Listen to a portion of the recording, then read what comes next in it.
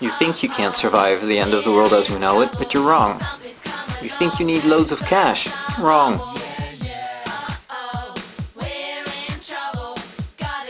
You think you need other people. Wrong. You think you need time to prepare. Wrong.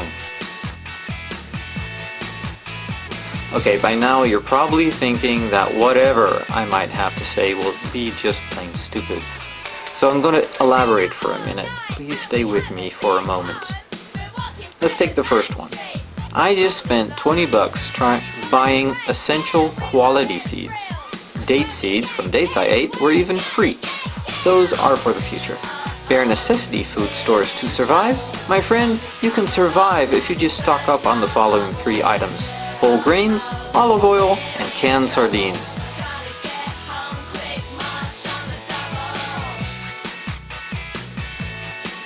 These items, by the way, can be had at much lower prices at the kind of locations where it'll be safe to stock them away. Yeah, you get that, you're thinking. I could have thought of that myself, you're thinking. True, though likely not true of how to consume the grains without fuel. Why am I even bothering to make this vid? That's the real question. Let's talk shop. You don't have the time to listen to people babbling about survival ideas that you could come up with yourself if you would sit down for 5 minutes. But that's not what I'm talking about at all. In the decades I've been thinking about and preparing for surviving an end of the world as we know it scenario, I've not only picked up essential knowledge and wisdom, but I know 100% that you won't survive the end of the world as you know it without it. And if you did manage to survive through pure ruthlessness and sheer luck, the aftermath would either kill you or leave you stranded in the next Stone Age. So you either listen to me or you will die. Well, you say, if my life depends on believing one single person, I'd rather die with everyone else. A very understandable response, but one that comes with 2 misguided assumptions. For one, I'm not asking you to believe anything. The believing your authorities paradigm that the powers that be utilize is not what I'm about at all. In fact, if you take the time to view my other vids, you'll see they're all based on research, logic, and common sense. Your so-called authorities always say, you can trust us, but I would never insult your intelligence or humanity by demanding your trust. The second assumption is about listening to someone who stands alone, someone whose message is unique. But isn't civilization built upon the knowledge and wisdom that one person, one day, put forth for the first time? Darwin, Einstein, Tesla, Freud, Jesus? In their own day, hardly a soul was a fan. Now billions say these folk knew what they were talking about. Will you die while one man tells you how you can survive, though all others shout that you must die? Would you have believed Columbus, that the world was round? If you would live, I'll go on for you. No doubt you are then a tiny minority. It is as it is. I have 2 important rhetorical questions to ask you. First, how many people have you even come across daring to claim that if you don't heed their warnings and advice concerning the end of the world as we know it, that you'll die? The answer is, of course, none. People rant about Elenin and such, but they all suggest that if you just prepare, you'll live. I'm saying this. Your preparation needs to consist of listening to me, of hearing what I have to tell you.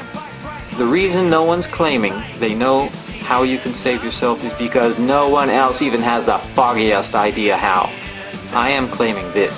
You can survive the end of the world as we know it. You don't need lots of time, money, or preparation to do so, and you don't have to suffer in a Stone Age situation for the rest of your life afterwards. If you heed my warnings and advice, that is. The second rhetorical question is this.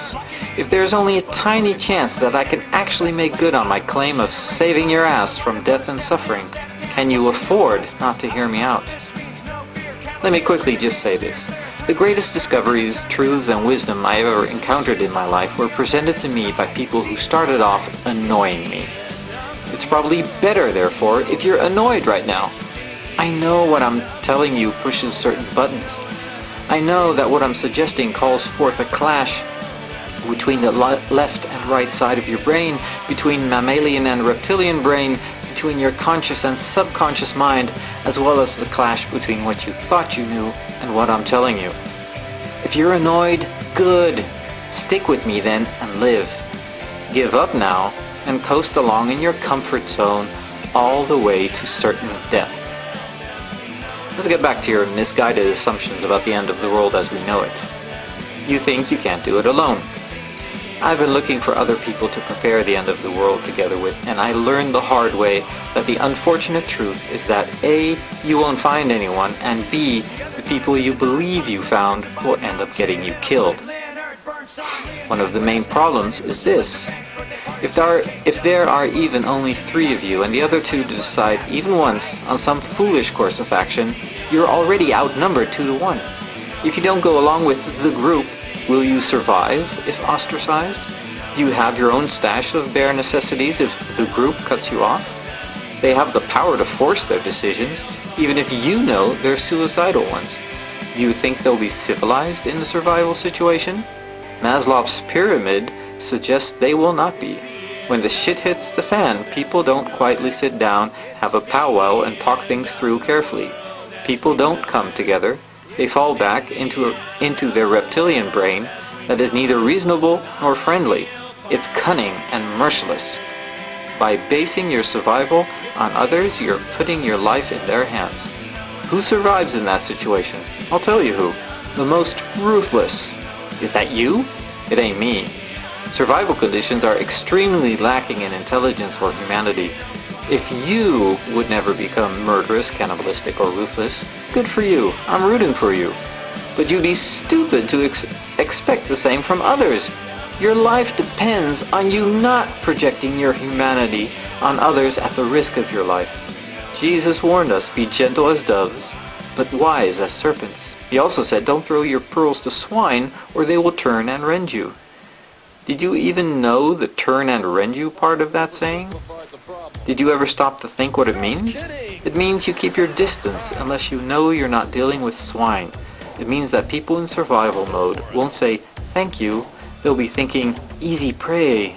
Does the butcher not kill the cow that's just standing there being peaceful and calm? No. The butcher finds it convenient that the cow makes itself so easy to butcher. After the end of the world as you know it, you need to keep your distance from everyone who hasn't already arranged resources for themselves. Until they do, you aren't an ally, you're a resource yourself. You don't need loads of cash, you don't need other people, and you only need enough time to order seeds, buy simple supplies, and get to a safe location.